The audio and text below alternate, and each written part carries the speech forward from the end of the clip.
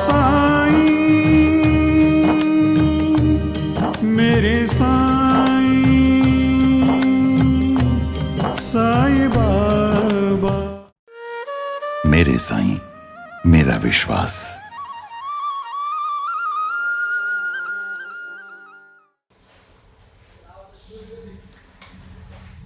गाड़ी का ये अनुभव हम दिखाते हैं। हम गए थे गाणगापुर क्षेत्र। गाणगापुर क्षेत्र में जाने के बाद 2 गाड़ियां थी। हम सब 2-4 बंदे मिलकर, हमारी फैमिली साथ में थी। और अफजलपुर छोड़ा, कर्नाटक में प्रवेश किया। और वो गाड़ी परिवहन क्षेत्र का जो अधिकारी था, आरटीओ, उन्होंने हाथ किया गाड़ी। और हमारे उनके जो नियम था उसके बगैर 2-4 आदमी जाने थे गाड़ी में जाकर। पूरे रुकने के लिए बोल दिया, मगर हमारा ड्राइवर थोड़ा सा अगाव था, वो गाड़ी नहीं रुकी, भगाई गाड़ी। उसकी पिछले से भी गाड़ी नहीं। हम उसको रिक्वेस्ट कर रहे थे कि आप 100-150 रुपये आप दे देंगे। वो क्या बोलते, वो सुनेंगे ना, मगर भागना नहीं चाहिए वो, तो नहीं सुन रहा। तो उनके पास वो नई गाड़ी थी, वो स्पार्कियो नामक उसको गाड़ी थी पुलिस के पास। वो हमारे पीछे गए, थोड़ा ढीला नहीं, 60-70 किलोमीटर उन्होंने हमारा पीछे गए। और ये भागते चला, वो हमारे पीछे चल रहे थे कि हम। फिर उन्होंने एक ऐसा विलेज में गाड़ी करके खड़ा कर दिया। हम सब गाड़ी से उतर गए। वो गाड़ी आई हमारे पीछे पुलिस, ड्राइवर को पकड़ लिया, 2-4 लाफा मारा। हमको वो गाड़ियाँ देने लगी। हमने रिक्वेस्ट किया था, मगर ये लोग नहीं माने, तो हम क्या करें। तो अब कुछ नहीं, हम गाड़ियाँ पुलिस स्टेशन में लेके जाएंगे। हम बहुत रिक्वेस्ट करते हो कि जितना चाहे उतना पैसा लीजिए, मगर छोड़ दीजिए। हमारे साथ बच्चे हैं, महिलाएं हैं। यहाँ से आप कहाँ से लेके जाएंगे उनको? यहाँ से तो गाणगापुर दूर है ना। वो अपना अपना देखो, बोले प्राइवेट गाड़ी करके जाओ। वो हमें छोड़ दिया है। हम गए, हमारे साथ हमारे सरकारी थे, उनकी जान पहचान थी। इधर फोन लगा, उधर फोन लगा। फिर वो नहीं मान रहा था, तो भैया तू और ड्राइवर गाड़ी अपने पास रख लो, हम जाएंगे, हम तीर्थ क्षेत्र जा रहे हैं। मेरा रूल ऐसा था कि गाणगापुर क्षेत्र में जाना हो तो पहले त्रिवेणी संगम में स्नान करना, भिक्षा मांगना, बाद में खाना है। और हमें तो जाने का था, तो हमारे संस्थान के साथ भी थे, हमारे बोले साथ में। फिर वहाँ से हमने घोड़ा गाड़ी की, 2-4 घोड़ा गाड़ी, सब महिलाएं भी थे, हम चले गए। तो गाड़ी में बातचीत हो रही थी, अरे अपनी गाड़ी यहाँ तो आपको कैसे। तो क्या मुझे लगा, मैं दत्तात्रेय को, मुझे दत्तस्वरूप साईं बाबा को हाथ जोड़े थे, साहब अपन त्रिवेणी संगम के जाने के पहले अपनी गाड़ी अपने पीछे आएगी। मैं ये सब तो बोल दिया। त्रिवेणी संगम के पास जाते जाते उसी में आप पहुंचेंगे नहीं, मगर अपनी गाड़ी आपके पास अपने पीछे आएगी। क्या बोलते यार, वो पुलिस कितना अधिकारी गर्म था, होता मेरे बाबा जरूर करेंगे, मेरे बाबा को ऊपर भरोसा है। मेरी भक्ति देखकर, मेरी श्रद्धा लेकर बाबा जरूर अपने को कष्ट नहीं दे देंगे प्रवास के। अब तक लाया है यार, तो कैसा हो जाए, ऐसा बोल दिया। और हम आगे देख रहे हैं कि हमारा एक मोड़ था, वो मोड़ हमारे टाइमिंग किया है, और पीछे से हॉर्न आया हमारी गाड़ी। तो हमने स्टॉप किया, यार गाड़ी बजा रही थी, क्यों कुछ प्रॉब्लम है देखेंगे। तो हमारी गाड़ी है, मैं साहब को चिल्ला के बोला गाड़ी आ गई अपनी। फिर उनको बोल दिया हम त्रिवेणी संगम के गए। होने जाने के बाद पहला प्रश्न उन्होंने पूछा साहब, क्या ऐसा आपको क्यों लगा कि गाड़ी आएगी? 100 किलोमीटर, 70-75 किलोमीटर उन्होंने बताया उसको, आरटीओ को। वो इतना गर्म हुआ था, वो गाड़ी कैसे छोड़ देता है। वो कुछ न कुछ दंडात्मक कार्रवाई करेंगे ना। और आप तो इतने चीज पकड़ रहे कि नहीं मेरे बाबा गाड़ी को भेजेंगे तो मुझे ये तो अनुभव है ना, मेरा ये भी अनुभव है कि मेरे बाबा मुझे गाड़ी वहां त्रिवेणी संगम के पास जाती जाती गाड़ी आएगी, तो आप तो त्रिवेणी संगम दूर था ना, कभी तो गाड़ी आ गई ना। ऐसा अनुभव बाबा ने बहुत दिया है। औरंगाबाद कर एक लेडीज बाबा के पास आई थी, अध्याय में बताया सही चरित्र में, संतान नहीं थी, शादी को बहुत साल हो गए थे। एक दत्तक पुत्र लेकर वो आई थी और बाबा को प्रार्थना की कि मुझे संतान होनी चाहिए। तो श्यामा देशपांडे को उन्होंने बताया था कि जहां कोई आदमी नहीं बाबा के पास, ऐसे टाइम पे मुझे बाबा के पास लेके जाओ और मेरा ये प्रॉब्लम बाबा को बता दो। तो श्यामा देशपांडे ने बताया कि ऐसे एक भी टाइम नहीं कि जिस टाइम बाबा के पास वक्त नहीं है, कोई ना कोई होता है। मगर देखेंगे अगर भगवान की कृपा हो जाएगी तो तू जब बाबा खाना खाने को बैठेंगे तब तू नारियल और अगरबत्ती लेकर बैठेगा, अपन प्रसंग देखेंगे तब क्या होगा वो होगा। तो प्रसंग आ गया, बाबा शिला के ऊपर बैठे थे उस दिन सभा मंडप में खाना खाने को। बाबा का खाना हो गया, हाथ धोने के लिए गए तो एक वहां ऐसा नियम था सही चरित्र में कि जब बाबा हाथ धोते थे तो श्यामा देशपांडे पानी डालता था, बाबा हाथ धोते थे और फिर बाबा अपना श्यामा अपना नैपकिन अपना टॉवेल उनको दे देते थे हाथ में। तो बाबा ने हाथ धोए, हाथ पूछा और उनका गल को स्पर्श किया तो थोड़ा सा गुस्सा आ गया श्यामा को। उन्हें बोलते कि ऐसा खटिया देव हमको नहीं चाहिए, हमको पेड़ी बर्फी देने वाला भगवान चाहिए। तो बाबा बोले थे पीढ़ियों में कभी मैंने तुझे हाथ लगाया है तो आप गुस्सा कर रहा है। तो उन्होंने श्यामा देशपांडे ने बहुत अच्छा सेंटेंस बताया तो कि मला न लागे तुझे विमान, मला ना मोक्ष लागे, मुझे कुछ नहीं चाहिए, ना मुक्ति चाहिए ना मोक्ष चाहिए, मुझे ऐसा भगवान चाहिए कि तू भगवान में भक्त, जन्म जन्म में इतना ही चाहिए मुझे, और यही आपके चरण कमलों में मुझे जगत, इसीलिए तो मैं आया हूँ। बाबा बोले ऐसा बात करते करते बाबा अपने सिंहासन में जाके बैठे, तो बाबा निवांत थे। तो बाबा इसे बैठे के श्यामा देशपांडे ने उनको फोन किया, वो लेडीज को क्या आ जाओ दर्शन को। उन्होंने नारियल रखा सामने बाबा के पाँव पर माथा रख, बाबा ने नारियल उठाया और नारियल हिला के देखा तो मराठी में सेंटेंस सीखे, ये नारियल बहुत गुड़ तो है, ये नारियल कुछ बोलता है यार, इस नारियल में पानी में है यार, वो खबर भी कुछ बोल रहा है नारियल, बाबा बोलते।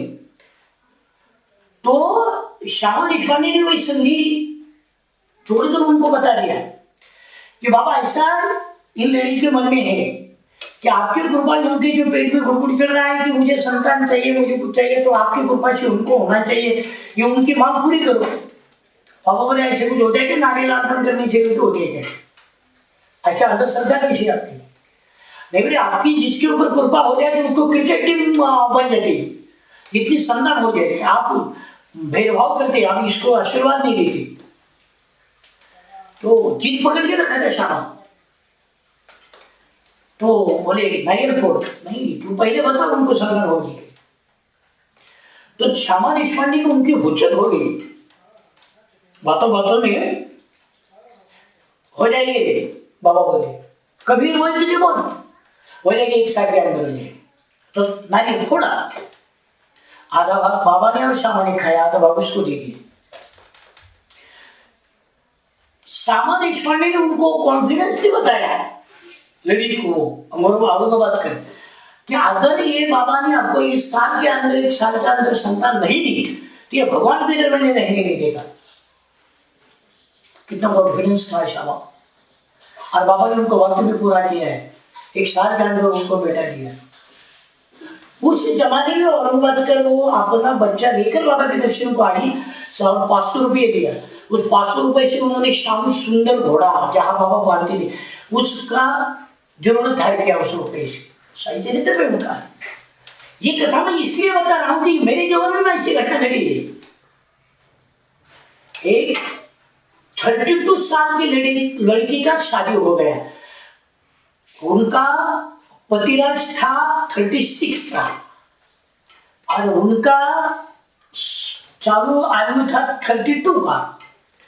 1 साल हो गया शादी को, और शादी होने के बाद तो आशा है उनको भी, इनके दोनों को भी, मायके के लोगों को भी आज भी संतान होना चाहिए। तो गड़बड़ करने लगे लोग, तो हॉस्पिटल में गए, ये डॉक्टर देखो, वो डॉक्टर देखो, बहुत सारे डॉक्टर देखा। डॉक्टर ने बोले उनको संतान होने वाली नहीं है। तो उन्होंने फिर ज्योतिष शुरू किया देखने को, ये ज्योतिष के पास जाओ, वो ज्योतिष के पास जाओ। मैं जिस ग्रंथ का अभ्यास करता हूं, उस ग्रंथ लिखने वाले लेखक के पास वो पत्रिका दिखाने के लिए गई थी। उन्होंने पत्रिका में देखा तो पत्रिका में योग नहीं था। हमारा ज्योतिष शास्त्र ऐसा बताता है कि अगर वंध्या राशि पंचम स्थान में हो तो संतान नहीं होती। और यही पत्रिका देखकर वो बहुत सारे 4-5 ज्योतिषी देखे पूना में, और वो उनकी माँ मेरे पास ले आए पत्रिका देखने के लिए। पत्रिका देखी तो पत्रिका में योग नहीं था। मेरे पंडित, मेरे पिताजी ने मुझे बताया कि जो सच है वो बता दो। तो मैंने बता दी, वो तो देखा है यार, ये बाबा का मेरा फोटो वहां मेरा बैठा था और बाबा मेरे सामने मुझे दिखाई दी थी। तो मैंने बाबा के ऊपर देख लिया, बाबा को प्रार्थना की कि बाबा, मैं हाँ बोलता हूं, तेरे हाथ में है क्या करना। मैं बोला संतान हो जाएगी, मैं जो आपको बताएगा वो करो, संतान हो जाएगी। तो वो 2 माँ बेटी बहुत आनंदित हो गया कि अभी फिर उन्होंने मुझे बताया, हम कौन से ज्योतिष के पास गए थे, सब उनके पत्रिका दिखाई मुझे, तब तक मुझे नहीं दिखाई थी। ये सब उनका ये है, उन्होंने बताया है कि संतान नहीं हो गया। अरे जो आना होनी है वो होने में ना, तो कर देने का तो बाबा का अवतार है, बाबा वही तो करते हैं भक्तों के लिए। और मैंने जो कॉन्फिडेंस से बताया तो हो ही जाएगा, मेरा विश्वास है आपको। फिर मैंने उस स्तवन मंदिर बोलने को उतार दिया था उनको, क्या सुबह और शाम को स्तवन मंदिर पढ़ो, सामने पानी रखना, स्तवन मंदिर पढ़ना, बाद में पानी पीना। 2 महीना हो गया, 2 महीने के बाद फिर उसको कुछ लगा तो डॉक्टर के पास गए। डॉक्टर ने तो बताया, डॉक्टर बोले आपको संतान रहेगी। तो उन्होंने वहां से ऋषि मुझे फोन किया, पंडित जी वो डॉक्टर बोलते हैं, वो तो बोलते बाबा को माने तो बाबा दे देंगे ना, बाबा को शुक्रिया अदा करो। तो वो 2-3 महीने के बाद हर महीने वो जाना पड़ता है डॉक्टर के पास, वो चेक करने के लिए। तो 3 महीने के बाद वो गए, डॉक्टर ने वो देखा उनका, तो डॉक्टर बोले जुड़वा है। वहां से चिल्ला के फोन किया उन्होंने, बाबा बोलते, वो डॉक्टर बोलते 2 है, हो गए ना, ये क्या खमा दिया बाबा को, तो बाबा ने 2 दिया है ना। बाबा तो ये है ना, बाबा चमत्कार करते हैं। और ये तेरी तो बाबा की लड़की है, बाबा को तुझे तो ऐसा रखेगी नहीं। तो उनकी डिलीवरी इधर हो गई शिरडी में। डॉक्टर गोनकर का हॉस्पिटल थे, उसमें 2 लड़के हो गए। तो बाबा मांग पूरी करते हैं कि नहीं, आज भी जिसका भरोसा बाबा के ऊपर है वो देते। मैं कोई ब्रह्म ज्ञान सीख के नहीं आया हूँ, मैंने ब्रह्मदेव के कर रही हूँ कि जो है, मगर मेरा बाबा के ऊपर मेरा भरोसा, मैं विश्वास से बताया था, बाबा ने कह दिया। बहुत सारे अनुभव है, जितनी बताओ उतना तो कम है। बाबा आज तक बहुत अनुभव है, बाबा की आरती लोग करते हैं, तो आरती का मीन्स आपने ध्यान में आना चाहिए। आरती करनी यानी कि सीधा मंदिर में जाकर खाली ताली बजाना, बाबा को ऊंची भर के देखना, दिस इज नॉट आरती।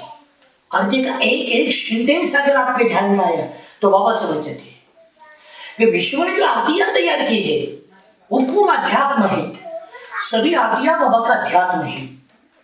क्योंकि एक सपोज में आपको एग्जाम्पल दे दूंगा कि बाबा की काकड़ आरती करनी इतनी आसान नहीं है कि सामने आपने नींद छोड़ के फटाफट भागते मंदिर में जाओ आरती करो बस हो गई काकड़ आरती। नो, काकड़ आरती के लिए जब मंदिर में जावे तो मंदिर के लिए मंदिर में जाने के बाद अपने शरीर का नाश करके वहां जाने के बाद तो बाबा की काकड़ आरती होती है। कोई मांग नहीं रखने का पास चाहिए। तो पहले ही बाबा के काकड़ आरती में सेंटेंस है ना, काम क्रोध मद मत्सराट निकाकडा केला वैराग्याचे तूप घालून मी तो भिजविला। पूरा वैराग्य प्राप्त होना चाहिए तो बाबा का दर्शन होता है। यह आरती का मीन्स अपने को समझना है, इसलिए मैं आपको आगे इस एपिसोड से आरती का मैं प्रयास करूंगा बाबा की कृपा से अगर आरती समझाने का। आरती का एक एक सेंटेंस, आरतियां बहुत बढ़िया है। एक ही मेरा भगवान ऐसा है कि जिसके मंदिर में 4 आरतियां होती है, 4 बार आरतियां होती है। उसको विज्ञान है, उसको कुछ न कुछ कारण है कि जिस आरतियां कौन से मिनट में कौन सा गाना, सुबह ही आरतियां क्यों गाना, काकड़ आरती सुबह क्यों, मध्याह्न आरती में मध्याह्न आरती हो, मध्याह्न आरती में तो क्या बाबा का चेहरा दिखता है हमारे, हम बाबा की सर्विस किए हैं, हमको बाबा दिखते हैं। जब हम काकड़ आरती को जब मच्छरदानी निकालते हैं तो बाबा, जब हम काकड़ आरती बोलते हैं ना, उठा उठा श्री साईनाथ गुरु चरण कमल दावा, तब हम देखते हैं कि बाबा बस अभी अभी नींद से उठे हैं बाबा, और बाबा आलस्य है कि बाबा मेरे भक्त आए हैं उनको दर्शन देना जरूरी। नहीं तो बाबा का चेहरा ऐसा है कि आप भी उठे हैं बाबा। इतनी प्यार से आपको उठाना है, इसलिए ज्योतिष को काकड़ आरती मध्याह्न आरती को आपको अनुभव है कि बाबा को कड़ी भूख लगी है, बाबा खाना खाने के लिए अभी बैठने वाले हैं। और बहुत सारे आरतियां समाप्त करने के बाद बाबा खाना खाते थे कि जब द्वारका में बाबा खाना खाते थे तब बहुत सारे लोग नैवेद्य लाते थे, वो नैवेद्य स्वयं बाबा इकट्ठा करते थे और एकत्रित सब करके श्यामा देशपांडे और काका निमोनकर काका को एक सेवा थी कि जो बाबा के भक्त थे बाबा के पास बैठते थे उनके थालिये में सब बाबा ने इकट्ठा किया हुआ सब नैवेद्य वो उधर डालते थे। तो बाबा की आरती होने की बाबा रहा, तो बाबा को वो कड़ी भूख लगी है कि अनुभव ऐसा है कि अगर आपको कुछ चाहिए और आप जिस घर में खाना खाते समय गए तो आपने बता दिया कि मुझे ये चाहिए, तो आदमी नहीं बोलता नहीं। खाने का टाइम आने वाले आदमी को पैसों को पानी और चक्कर भाटनी देना, रोटी देना, यह अपना कर्तव्य है, गृहस्थ स्वरूप है। मगर एक पूरा विश्वास होता है कि खाने के टाइम आया ना अपना काम हो जाएगा।